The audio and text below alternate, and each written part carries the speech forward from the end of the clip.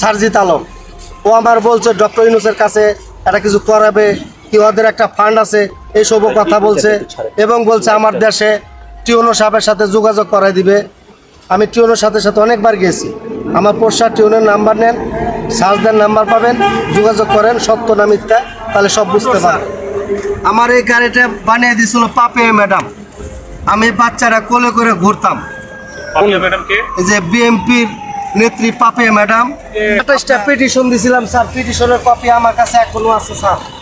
আমি এখনো কিছু পাই নাই। 30,000 টাকা দিয়ে যদি পারতাম আমি একটা সরকারি অনুদান ঘর পাইতাম। এই যে দেখেন পিটিশনের কেন কি হয়ে গেছে।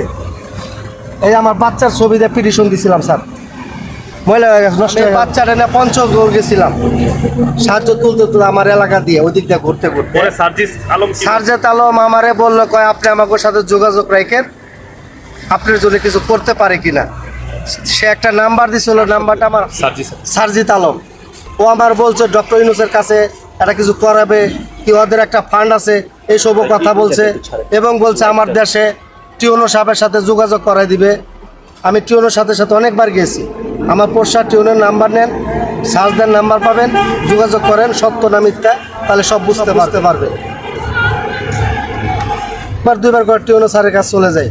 টিউনো স্যার শুধু 1000 টাকার উপরে কোনো টাকা পাই নাই, গেলে তার কাছে 1000 টাকা পাই। এই বৃষ্টির মধ্যে ভিজা ভিজা আমি থাকি। আমার এখান থেকে এখনো ভিজা আছে, দেখেন এই সব বৃষ্টির ভিজা।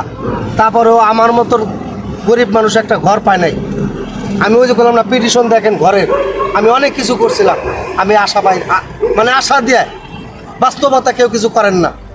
আমি খাদ্যমন্ত্রীর কাছে, সাধন মজুমদারের কাছে 4বার গেছি। 4বারই তার কাছে পিটিশন জমা দিয়েছিলাম। আমি কোনো কাজও পাইনি, উপকার পাই নাই। খালি বলছে দেখবো তোর বাচ্চাকে নিয়ে, বাস। এখন কেউ না। আপনি সারজিৎ আলমরা বিশ্বাস করলে, আমি তো এই যে লাইভ দিচ্ছেন না নাকি জানি না, আপনি সারজিৎ আলমরা আমার সামনে প্রশ্ন করেন। আমি নওগাঁ থেকে আমি একটা ফকির হয়ে গেছি, এখন ভিক্ষা করে খাই। আপনি দেখেন, যদি আমার এই ভিডিও যদি পায় সারজিৎ আলম, সত্য নামে তার কাছে যাচাই করতে পারবেন। পঞ্চগড়ে বাজারে বড় মসজিদের ওই মসজিদের সাথে নামাজ পড়ছি, আমার বাচ্চা নিয়ে ভিক করছে ওই জায়গা। সারজিৎ আলম দেখেছে, আমার বাচ্চার অনেক প্রতিশ্রুতি দিছে। ডক্টর ইউনূসের যদি একটা কাজ করাবে, কি তার সংগঠন হয়েছে, ওই সংগঠন থেকে আমার একটা বাড়ি ঘর দিবে, অনেক কিছু বলছে। কিন্তু আজও বন্ধু কোনো কিছু পাই নাই, খালি আশার উপরে আশা। মোটর স্যার, আমার এই গাড়িটা বানিয়ে দিয়েছিল পাপিয়া ম্যাডাম। আমি বাচ্চারা কোলে করে ঘুরতাম।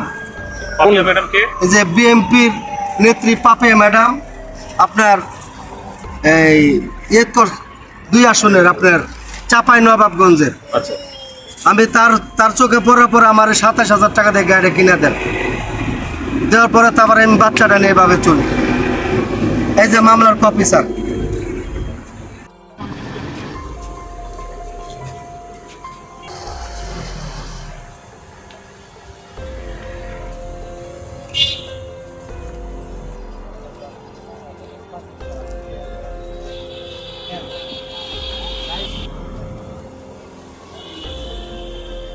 আরে দাদা ভোট